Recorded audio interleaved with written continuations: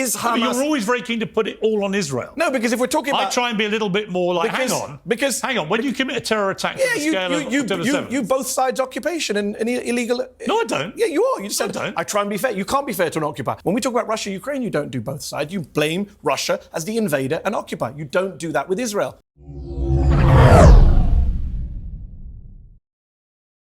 All right, y'all. So, got a really interesting conversation. This was Piers Morgan and Mehdi Hassan on Piers Morgan's Uncensored show, going back and forth on Hezbollah and Hamas. I really love listening to Mehdi Hassan. He's extremely well versed. But I just want to show you guys this back and forth because I thought it was really interesting. And it'll also help if you're not super well versed on what's actually going on there and some of the background on why that area of the world is such a mess right now. Mehdi Hassan shines a lot of light on it. So we'll take a look. I'll jump in here and there to react, and let's get it. Is it an excuse, or is it that they are wedded to the elimination of Hamas because Hamas has persistently said we want to keep doing the same thing over and over again? And there's a correlation with Hezbollah, whose charter is very explicit. They stand for the eradication of Israel. I mean, that's what they're about. That doesn't justify killing 500 people in a single day, does it? I didn't say it did, but that's what bothers me. That's what happened this week. That's the big story. Hezbollah's charter is irrelevant to what we're talking about. That's not why they killed 500 people on Monday, Piers. So if you don't know what they're talking about right now, Israel carried out the largest attack in a single day on southern Lebanon in response to what they deem as threats from Hezbollah. And I actually, I covered real briefly what part of what was happening. They had this pager attack where, there are a bunch of members of Hezbollah who all wear pagers, and I guess it hasn't been necessarily proven, or I think Israel might have admitted to it at this point, but, they had a bunch of pagers that all these guys were wearing, and they exploded, and now Israel is launching an all-out war on Hezbollah in southern Lebanon. But much like what's happening in Gaza, they're just indiscriminately bombing a bunch of innocent people. So that's what they're talking about right now. Hezbollah's charter's been around for years. I don't think it's irrelevant that you have a terror group on your doorstep who are wedded to your extinction. Why is that irrelevant? I think the language you use is loaded, Piers. You say on your doorstep. Do you know they did a poll of Americans a while back who thought that Palestinians were occupying Israel? When we talk about this stuff, we make it sound like Israel is the one being occupied, besieged. Israel's the one that's occupying the West Bank, Gaza, longest military occupation in the world, going back to 1967. Israel is the country that occupied southern Lebanon. I mean, everything, the world did not begin on October the 7th. 1978, Israel invades southern Lebanon. 1982, Israel invades southern Lebanon. Sabra and Shatila massacre.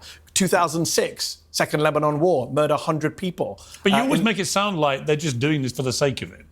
They're not. What are they doing it for? Well, they've been provoked by Hezbollah. Hezbollah didn't exist in 1978, Piers. Okay, I'm talking about the specifics of going on now. The provocation since October the 7th. Hezbollah's first response to October the 7th was to unleash rockets on Israel. That's not true. On October the 8th. That's not true. That's not true. That is what happened. Where did they fire the first rocket? They fired rockets on the 8th. Where? Well, you tell me. No, you just said they fired at Israel. Where? Well, they fired in the direction of Israel. This is brilliant this is so brilliant by Mehdi Hassan. And this is literally how easy it is to debunk people that just spew misinformation without actually knowing what they're talking about. And Piers Morgan is not nearly one of the worst people on this, but it's for Mehdi, he's just where did they fire rockets? And he goes, well, you tell me. He goes, no, you made the assertion, you tell me. And so that's how easy it is to just dismantle these kind of arguments. It's just well, I heard that they fired. And so I love that reaction. Going back to one of the things that he said earlier, it is super, super important how the media covers these issues, and to cover it objectively without trying to both sides it. So there's a big difference between being objective and being neutral. And what Mehdi brings up is a really great point, which is that the way that the framing around this issue is that a lot of people believe that Israel is the oppressed, Israel has been occupied, all of this stuff. And it has to do with the way that they cover this issue. In the Sheba farms. Now, have they got fired in Israel? So since? they were firing at Israel. They were firing Yes. at an area that Israel says is theirs. No, Israel doesn't say that. Israel says it's Syria's. Because remember, Piers, Israel is occupying Syria and the West Bank and Gaza and Lebanon, would argue, parts of Lebanon. This is the problem, right? The core of the problem is Israel's territorial expansionism. It's a mess. Attacks, not a mess. It's Israel occupying multiple Arab lands, which leads to quote-unquote resistance or quote-unquote terrorism, whichever word. I don't care what word you want to use right now. But that is the core, right? You had John Mearsheimer on the show this week, made the same point. Deal with the occupation, then you deal with the violence. And look, has Hezbollah fired into Israel at civilian targets? Yes, I don't agree with that. But the reality is 82% of the exchange of fire between Lebanon and Israel since October the 7th has been done by Israel. Okay. 82%. But is that not a provocation of Let Hezbollah? me finish my point, which is that since October the 8th, 19,000 missiles, rockets have come from Hezbollah to Israel, right? But way more from Israel into Lebanon. Well, I'm sure, 82%. Of course they've responded. What else are they supposed to do? 82%. But So this is not two equal sides. So they. This is also such a great point. Like, Piers Morgan brings up 19,000 rockets like that's a really big number, and it is. So not to downplay it, but if you're talking about like the right to defend themselves, like Israel having the right to defend themselves, defense sort of suggests that it's like we were attacked, so then we attacked back, but it's like it's just more of like almost a 50-50, right? If you've got 80% of the fire, or 82% as he says, coming from one side, that by definition makes Israel the aggressor in this situation. So again, it's a good clarification that he Can't defend themselves. But the vast majority of attacks is on Lebanon. Okay, not the but other would way you around. condemn the firing of rockets by Hezbollah or not? Of course, I condemn all attacks on civilian targets. Well, Another classic Piers Morgan. Do you condemn Hezbollah? Do you condemn Hamas? He does this with literally everybody on his show. Like, do you condemn the terrorists? Yes, I condemn whenever anybody kills innocent civilians. And by that same metric, if you have like the same moral compass, then you should condemn Israel. Because Israel, especially when we're talking about in Gaza, Israel has killed like over 90% civilians. So it's like, do you condemn Israel?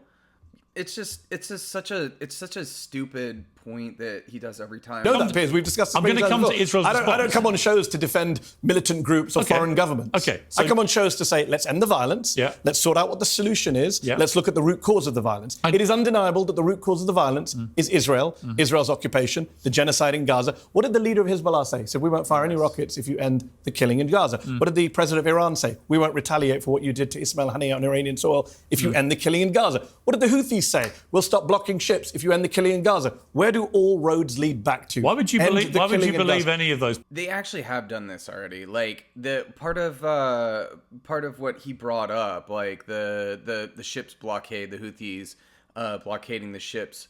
When they did that temporary ceasefire, that ended, and they were able to do a hostage exchange. So we already know that like an actual like, hey, let's just stop the bombing campaign for a little bit does work. But what they need to do is a permanent ceasefire, which Benjamin Netanyahu does not want to do, because as soon as that war is over, his ass is grass. I mean, like, he's got a whole bunch of corruption charges hanging over his head. He knows he's going to be out. But what I've noticed with you is you always downplay anything which might be deemed by Israel to be provocation. No. You're always Not at all. very, Did I very- downplay October 7th? I don't think I ever have on your show or anywhere else. No, but, it's a horrible crime. But what you do, in your debating style, and it's an impressive debating style, but you always pivot back to, yeah, but the real problem's Israel. Yeah, but the real problem's Israel. Hold on. If They're to blame for everything. we're going to talk about styles, Piers, you're famous for an interview style that begins with condemn this group, that group, Right. that group. On Monday, 5...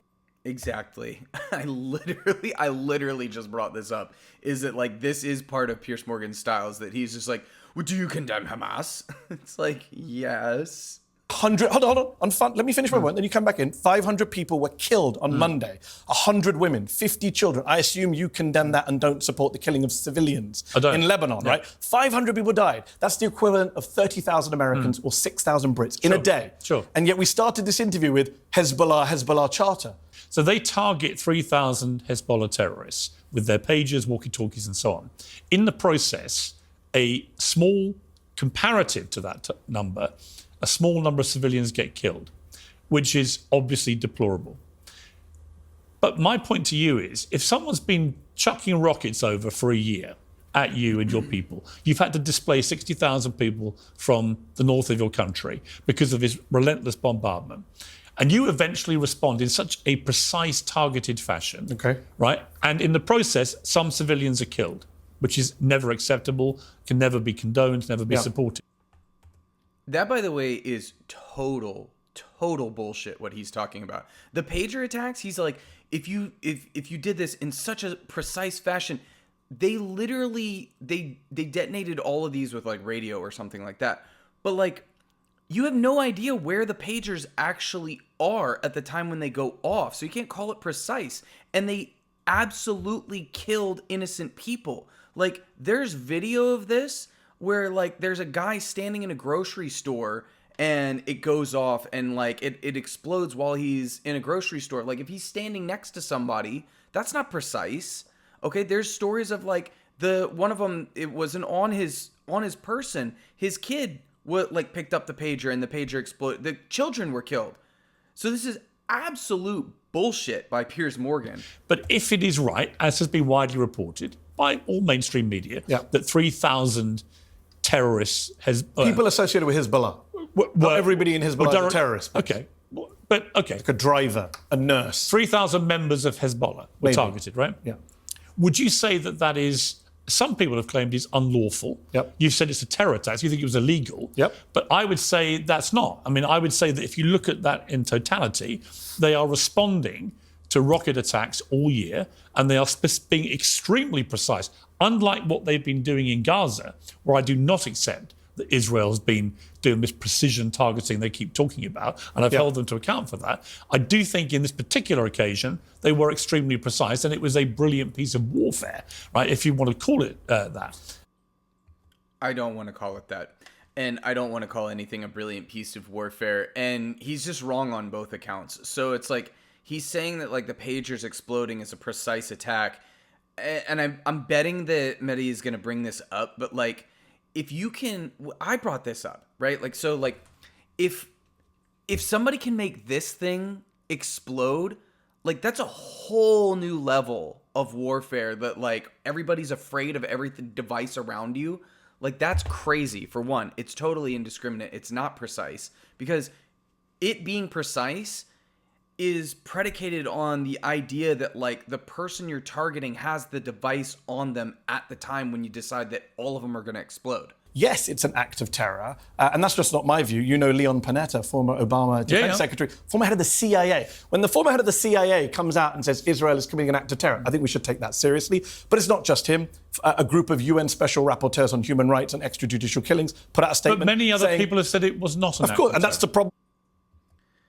Yet many other people have said it's not an act of terror, and they're just wrong. Like, he brings up such a good point. When Leon Panetta, the ex-head of the CIA, says, hey guys, this is an act of terror. This is really, really like pushing the bounds beyond what international law is. It's indiscriminate. Like, Piers Morgan is trying to frame this as a targeted attack, because you're going after the specific devices that these guys from Hezbollah use. But it's completely dependent on where that device is at the time when they go off. Is it on the person? Is it in their bedroom? Is their kid playing with it? Is it sitting on a table? Are they standing next to somebody else in a grocery store when it explodes? Are they driving in their car and then the thing explodes and then they crash and kill other people? So, I mean, like, is it a little bit more targeted than dropping 2,000-pound bombs on the most densely populated, area in the world? Yeah, it's a little bit more targeted than that. But like I said, him bringing up Leon Panetta saying like, hey guys, this is really dangerous territory. Like if we start doing warfare by just like randomly making people's pagers and cell phones and things like that explode, that's a scary, scary, scary world. And there has to be actual like international law. There has to be actual rules around this. Tel Aviv. Let me ask you, would you then, by your criteria, is there any military response that Israel can give, first to what Hamas did on October the 7th, and second to what Hezbollah has been doing ever since? Is there any military response Israel can do, which in your eyes would be justified? Well, I don't accept the loaded question. You say response. Israel is the aggressor in all of these places. As I say, they are illegally... the aggressor on October the 7th, was it? Well, it was actually because it was occupying Gaza and it was besieging Gaza for 20 years, and even in Israeli general. You're sounding like you think it was justified what Hamas did. No. It's one or the other. Why? How is it justified? So it wasn't justified. Of course not. I've said that many times. So was Israel not entitled to respond? No, but I'm questioning you use the word response. Response implies everything starts on October 7th. No, I don't accept your timeline. I've never said that. Well, you keep saying response. To that specific terror attack, in a way that if in England somebody suddenly launched an attack on our people and they killed 1,200 and wounded nearly 7,000, I would absolutely expect my government to respond with substantial force. Would you? Yes, but Britain... So you would? Hold on. But is Britain occupying territory in that scenario? Because that's the key point here. It's Shlomo Brom... Yes. Okay. So this is such an important distinction too, is that like the context of the Israeli occupation. So like Piers Morgan is trying to bring it up is like, yeah, but if Britain was attacked, would you not expect that the British government would respond aggressively? And he's bringing up this idea that like you have to bring into context that like Gaza has been occupied for decades. You have to take into account what the actual situation is and the asymmetry between the Palestinians and Israel. Dangerous wording. It's not dangerous because I'm making it sound like I don't disagree with you. I'm going to quote. If you let me finish before you keep suggesting I'm supporting October 7th, which I have not. Sounds like you're justifying it to me. Well, you're saying, not they're being attention. occupied. They're being occupied. They are occupied, and they're not occupied. I think they probably are. Yeah.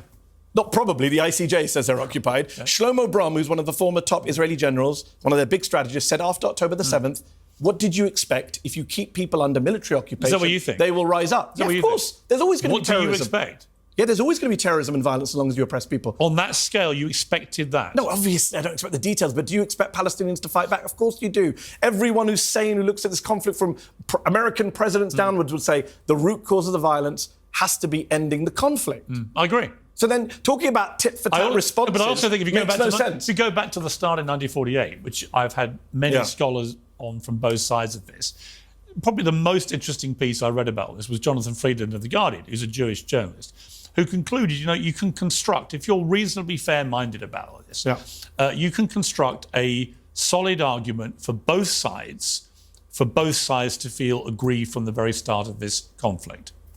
Fair enough. And that's a different argument. I'm talking about what you talk about now. My point is, when people say it didn't start October the 7th... Well, I'm not even going back to 1948. I'm talking about 20 years of Gaza under blockade. I know. Piers. Yeah, open-air prison camp, to quote David Cameron, that well-known pro-Palestinian lefty. But also Hamas, in that process since 2005, have clearly run Gaza in a despicable manner.